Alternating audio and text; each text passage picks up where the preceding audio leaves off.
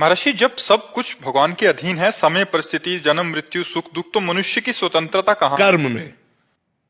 कर्म में आप अच्छे कर्म करके, दूसरों को सुख पहुंचा करके, तपस्या भजन करके भगवान को प्राप्त हो सकते हो। आप बुरे कर्म करके, गंदे कर्म करके जेल जा सकते हो, नरक जा सकते हो, दुख संकट में पड़ सकते हो। दोनों डिपार्टमेंट आपको छूट दिए।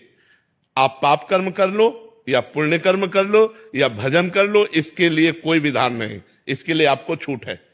आप जो चाहो वो कर लो। जैसे पिता ने खेत दे दिया और 10 प्रकार के बीज दे दिए, अब जो चाहो बो। अब बबूल बोओगे तो आम थोड़ी खाने को मिलेगा। तो ऐसे ही ये कर्म भूमि में आपको भगवान ने जन्म दे दिया। अब आप नया कर्म करने के लिए स्वतंत्र हैं। अब आप पाप कर्म करते हैं या पुण्य कर्म करते हैं, अच्छा कर्म करते हैं या बुरा कर्म करते हैं, परिणाम वैसे ही मिलेगा जैसा आप कर्म करते हैं। तो ये छूट मिली है। मनुष्य जन्म की स्वतंत्रता है, जो चाहो वो कर सकते हो, लेकिन परिणाम पूर्व का भोगना पड़ेगा। अभी इस राशि को समझिए, जैसे हमारा जीवन पूर्व के परिणाम से युक्त है। आज हम अच्छा कर्म कर रहे हैं, लेकिन मुझे अगर परिणाम में दुख भोगना है तो मैं दुख भोगूंगा अच्छा कर्म करते हुए भी। और अगर वो परिणाम में उसे सुख भोगना है तो पाप कर्म करते हुए भी सुख भोगेगा, क्योंकि परिणाम पीछे के कर्मों से है। अभी जो कर्म कर रहे हैं इनका परिणाम आगे आएगा।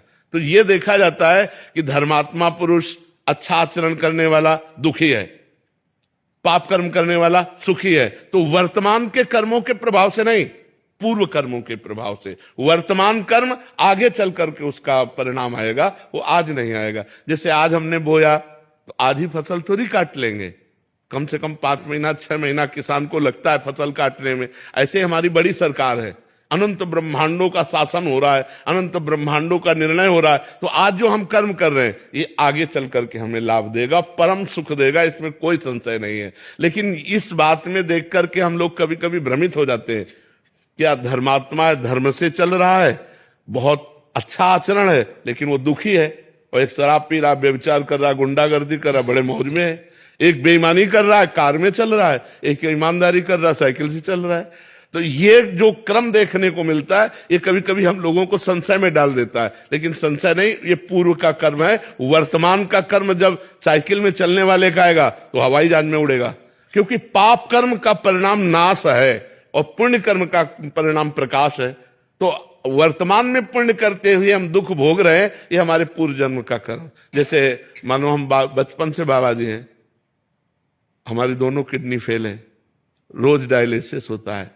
अभी हमारे पाप कर्म का है, किसी जन्म का पाप उदय हुआ, अब हमें ये इस कर्म का, जो इस जन्म में कर्म किया, ये उसका थोड़ी फल है। नहीं कहते ना कि देखो खूब धर्म कर्म करता सड़ रहा है, तो उसका पूर्व का जो पाप का, जैसे भीष्म पितामह जी बाल ब्रह्मचारी, बड़े भजनानंदी, सत्य प्रतिज्ञ, जो बोला वो किया, और उनको 6 महीना बाणों की सैया पे। तो पूर्व के कर्मों का परिणाम आज हम भोग रहे हैं, और आज के कर्मों का परिणाम हमें आगे मिलेगा।